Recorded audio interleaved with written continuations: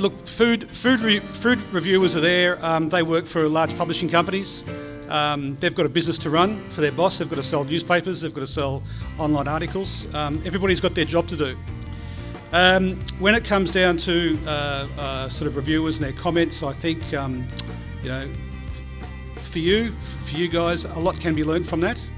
I think that a lot of food reviewers might be too judgmental than others, but I think that certainly the more elite or the more experienced food writers can definitely you can learn from those. We have a lot of internal checks for all of our restaurants through paid programs. We pay people to rate ourselves and look at ourselves internally.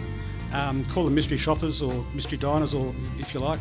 So we do that quite regular on a 1 to 100 point system ranking, and generally when we see an issue or a trend that might be happening within the restaurant, we see that before anybody else would tell us externally.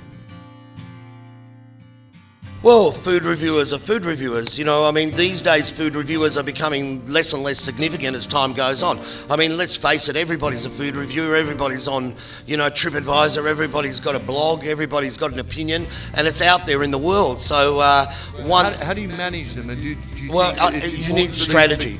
Okay, good. Strategy. Tell us about the strategy. Well, the strategy is you need, again, somebody that works really well and is clever on your marketing side of things. And that doesn't necessarily mean you have to go out with bongo drums and start beating them every day of the year, in the middle of Burke Street or whatever.